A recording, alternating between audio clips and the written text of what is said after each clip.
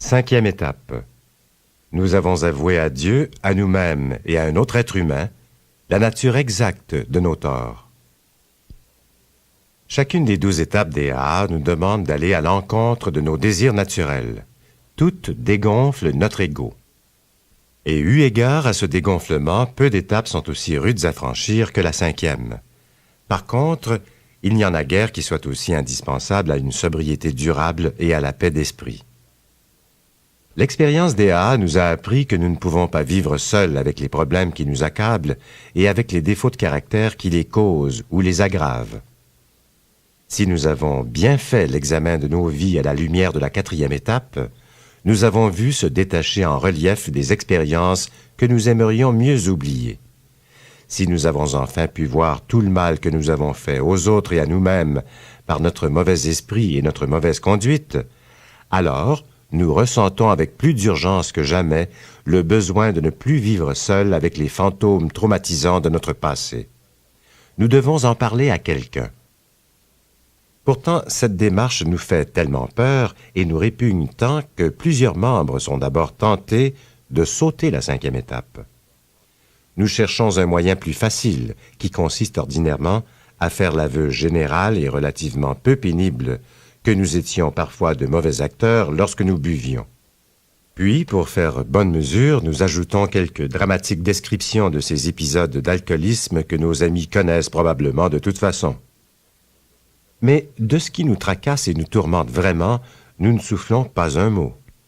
Il existe de ces souvenirs troublants et humiliants, pensons-nous, qu'il ne faut partager avec personne. Nous en ferons notre secret. Il n'y a pas âme qui vive qui doive jamais les connaître. Nous souhaitons qu'ils nous suivent dans la tombe.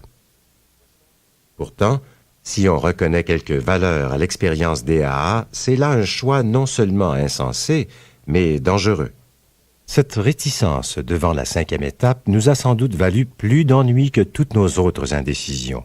Tant que nous n'aurons pas fait maison nette, l'abstinence sera vraiment impossible pour certains et coupée de rechute pour d'autres.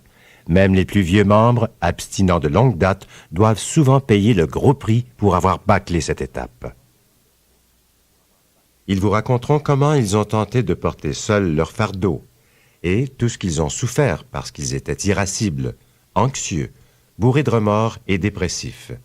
Ils vous diront comment, dans leur recherche inconsciente de soulagement, ils en étaient parfois venus à dénoncer, jusque chez leurs meilleurs amis, les défauts de caractère qu'eux-mêmes cherchaient à masquer. Toujours, ils ont constaté que ce n'est jamais en relevant les péchés des autres qu'on trouve le soulagement. Chacun doit faire sa propre confession. La coutume d'avouer ses fautes à quelqu'un d'autre est fort ancienne. La valeur de cette pratique s'est confirmée au cours des siècles et on la retrouve de façon caractéristique dans la vie de toutes les personnes profondément spirituelles et vraiment religieuses. Mais de nos jours, la religion n'est pas la seule, loin de là, à promouvoir cette pratique salutaire. Les psychiatres et les psychologues feront valoir eux aussi ce besoin profond qu'éprouve tout être humain de rentrer concrètement en lui-même, d'identifier les faiblesses de sa personnalité et d'en discuter avec une personne compréhensive et digne de confiance. Dans le cas des alcooliques, les AA iraient encore plus loin. Nous serions presque tous prêts à dire qu'à moins d'avouer résolument nos défauts à un autre être humain, nous ne pourrions demeurer abstinents. Il nous semble évident qu'à défaut d'un tel effort, la grâce de Dieu ne pourra pénétrer à l'intérieur de nous pour y déloger nos obsessions destructrices. Quels résultats pouvons-nous attendre de la cinquième étape? Pour commencer, nous serons débarrassés de cette terrible impression d'isolement que nous avons toujours eue. Tous les alcooliques, presque sans exception, sont tourmentés par la solitude. Même avant d'en venir aux pires excès et de nous éloigner de notre entourage, nous avons presque tous éprouvé le pénible sentiment de non-appartenance. Ou bien nous étions timides et n'osions pas trop nous rapprocher des autres, ou bien nous devenions de joyeux compères tapageurs cherchant désespérément l'attention et la compagnie des gens, mais sans jamais y parvenir, du moins pas selon notre perception des choses. Il y avait toujours cette mystérieuse barrière que nous ne pouvions ni franchir ni comprendre. Nous avions l'impression d'être des comédiens sur scène, prenant soudainement conscience de ne pas connaître une seule ligne de leur rôle. C'est une des raisons qui nous faisait tant aimer l'alcool. Il nous permettait d'improviser la réplique. Mais Bacchus lui-même prenait le dessus. En fin de compte, nous retombions à plat, abandonnés et terrifiés dans notre solitude. Une fois chez les AA, nous nous sommes trouvés, pour la première fois de notre vie, au milieu de gens qui semblaient nous comprendre. Ce sentiment d'appartenance était très stimulant. Nous avons cru que c'en était fini de notre problème d'isolement. Mais nous nous sommes vite aperçus que, sans être isolés désormais au plan social, nous traversions encore plusieurs crises d'angoisse et d'essolement comme jadis. Tant que nous n'avons pas pu parler ouvertement de nos conflits intérieurs et entendre d'autres personnes en faire autant, nous ne nous sommes pas intégrés au groupe. La solution était la 5e étape. C'était le début d'une authentique relation avec les hommes et avec Dieu. Cette étape vitale fut aussi pour nous le moyen d'acquérir la conviction que nous pouvions être pardonnés de tout ce que nous avions pu faire ou penser. Souvent, c'est en travaillant à cette étape, à l'aide de notre parrain ou de notre conseiller spirituel, que nous avons senti, pour la première fois, que nous étions vraiment capables de pardonner aux autres les pires offenses dont nous les pensions coupables envers nous. Notre inventaire moral nous avait persuadés que le pardon total était souhaitable, mais ce n'est qu'en nous attaquant résolument à la 5e étape que nous avons acquis la certitude profonde d'être dignes de pardon et de pouvoir pardonner aussi. L'autre dividende remarquable que nous pouvons espérer de l'aveu de nos défauts à un autre être humain est l'humilité, un mot souvent mal compris. Pour ceux qui ont fait quelques progrès chez les AA, l'humilité consiste à reconnaître clairement qui nous sommes et ce que nous sommes, et à chercher sincèrement ensuite à devenir ce que nous pourrions être. Alors, pour faire un premier pas vers l'humilité, on doit reconnaître ses déficiences. Il est impossible de corriger un seul défaut sans l'avoir bien identifié. Mais nous ne devrons pas nous limiter à simplement voir nos défauts. L'objectif de notre 4e étape n'était, après tout, qu'un examen de nous-mêmes.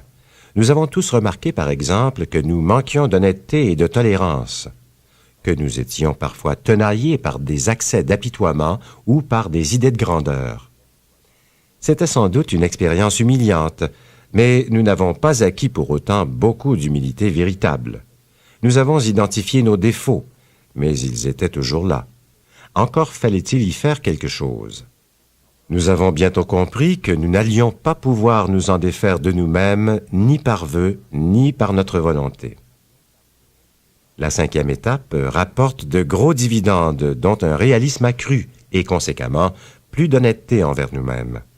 En faisant notre inventaire, nous avons commencé à entrevoir tous les ennuis qu'avaient pu nous causer nos illusions sur nous-mêmes. Il en était résulté une réflexion fort troublante. Si nous avions passé la majeure partie de notre vie à nous tromper nous-mêmes, comment pouvions-nous être si sûrs de ne pas nous leurrer une fois de plus? Comment nous assurer que nous avions dressé une liste intègre de nos défauts et que nous en avions vraiment fait l'aveu, y compris à nous-mêmes? Comme nous étions encore gênés par la peur, l'apitoiement et le dépit, il est probable que nous n'étions aucunement en mesure de nous évaluer objectivement. Un excès de culpabilisation et de remords devrait sans doute nous amener à dramatiser et à exagérer nos faiblesses.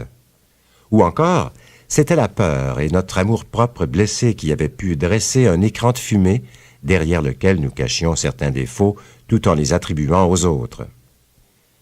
Fort possiblement aussi, nous portions encore le fardeau de plusieurs handicaps, petits et grands, dont jamais nous n'avions cru à être affligés. Il devenait donc bien évident qu'il ne pouvait suffire, loin de là, de faire seul notre propre évaluation et de partir de là seulement pour procéder à l'aveu de nos défauts. Pour être assurés de découvrir et d'admettre la vérité à notre sujet, nous allions devoir compter sur une aide extérieure, l'aide de Dieu et d'un autre être humain. Ce n'est qu'en discutant notre cas sans rien cacher, qu'en étant bien disposés à demander conseil et à suivre des recommandations, que nous pourrons nous engager dans la voie d'une pensée droite, d'une honnêteté rigoureuse et d'une humilité authentique. Néanmoins, beaucoup de membres continuaient de récriminer ainsi. Pourquoi ce Dieu tel que nous le concevons ne peut-il pas nous indiquer nos égarements? Si c'est le Créateur qui, dès le départ, nous a donné la vie, il doit sûrement savoir, dans le détail, en quoi nous avons fait fausse route depuis ce temps. Pourquoi ne pas lui faire directement nos aveux? Pourquoi devons-nous mêler quelqu'un d'autre à cette affaire? À ce stade, il se présente deux types de difficultés dans notre tentative de nous entendre directement avec Dieu. Même si au premier abord, nous sommes étonnés de nous rendre compte que Dieu sait tout à notre sujet, nous avons tendance à nous y habituer assez rapidement. D'une certaine manière, il semble moins embarrassant de nous trouver seuls avec Dieu que de faire face à une autre personne. Tant que nous ne prenons pas la peine de nous arrêter pour parler ouvertement de ce que nous avons caché si longtemps, notre bonne disposition à faire maison nette reste encore passablement théorique. Si nous sommes honnêtes en face d'une autre personne, c'est la confirmation que nous avons été honnêtes avec nous-mêmes et avec Dieu. L'autre difficulté est la suivante. Il est facile, à coup de rationalisation et de vœux pieux, de déformer ce qui se présente spontanément à notre esprit. L'avantage de nous adresser à une autre personne, c'est que nous pouvons sur le champ recevoir ses commentaires et ses conseils en ce qui concerne notre situation, et il ne peut y avoir aucun doute dans notre esprit sur le sens de cette intervention. Il est dangereux de faire cavalier seul dans le domaine spirituel. Que de fois nous avons vu des gens se réclamer de l'inspiration de Dieu, alors que leur fâcheuse méprise n'était que trop évidente. Pauvre d'expérience aussi bien que d'humilité, ils s'étaient donné des illusions et pouvaient justifier les sottises les plus aberrantes en soutenant que Dieu leur avait dit de les faire. Il est bon de souligner que les gens spirituellement très avancés vérifient presque toujours auprès d'un ami ou d'un conseiller spirituel les inspirations qu'ils croient avoir reçues de Dieu. Dès lors, il est évident qu'un novice ne devrait pas s'exposer au risque de commettre ainsi des erreurs idiotes, voire même tragiques.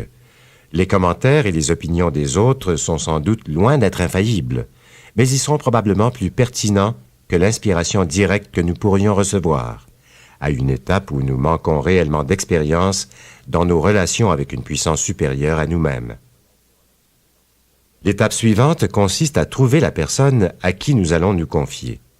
Nous devons ici procéder avec soin et nous rappeler la suprématie de la prudence sur les autres vertus.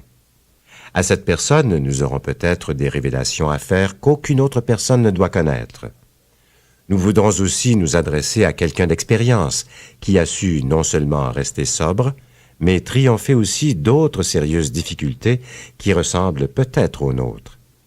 Il n'est pas impossible qu'il s'agisse en fait de notre parrain, mais ce n'est pas indispensable. Si vous en êtes venu à avoir une grande confiance en votre parrain et que son tempérament et ses problèmes ressemblent aux vôtres, vous aurez alors fait un bon choix. D'ailleurs, votre parrain a déjà l'avantage de connaître un peu votre situation. Il se peut cependant que la nature de vos relations avec lui vous incite à ne lui révéler qu'une partie de votre histoire. Si telle est la situation, de grâce, n'hésitez pas, car vous devez le plus tôt possible faire un bout de chemin. Par la suite, cependant, vous choisirez peut-être quelqu'un d'autre pour les confidences plus difficiles ou plus intimes. Cette personne peut très bien être de l'extérieur du mouvement, comme par exemple votre pasteur ou votre médecin. Pour certains d'entre nous, un parfait étranger peut s'avérer le meilleur choix. Les véritables critères dans cette expérience sont d'une part, votre détermination à vous confier à quelqu'un, et d'autre part, votre entière confiance en celui ou celle à qui vous ferez part de ce premier examen fidèle de vous-même. Même quand on a trouvé la bonne personne, il faut souvent beaucoup de courage pour l'aborder. On ne devrait jamais dire que la méthode des AA n'exige pas d'effort de volonté. Voici justement une circonstance où vous en aurez besoin comme jamais. Heureusement, par contre, vous vous préparez probablement à une très agréable surprise. Lorsque vous aurez soigneusement expliqué le but de votre démarche et que votre confident aura compris le grand service qu'il peut vous rendre, la conversation s'engagera sans problème et ne tardera pas à s'animer. Bientôt, il se pourrait que votre interlocuteur vous raconte quelques épisodes de sa vie, ce qui vous mettra encore plus à l'aise. Si vous ne cachez rien, votre soulagement grandira à chaque minute. Certaines émotions refoulées depuis des années feront surface et s'évanouiront comme par magie aussitôt que vous les aurez révélées. Votre douleur s'apaisera, faisant place à une paix vivifiante. Et quand la sérénité est ainsi combinée à l'humilité, de grandes choses peuvent se produire. De nombreux membres, jadis agnostiques ou athées, nous avouent qu'à ce stade de la 5e étape, ils ont pour la première fois éprouvé le sentiment réel de la présence de Dieu. Et même ceux qui avaient déjà la foi ont souvent pris conscience de Dieu comme jamais auparavant.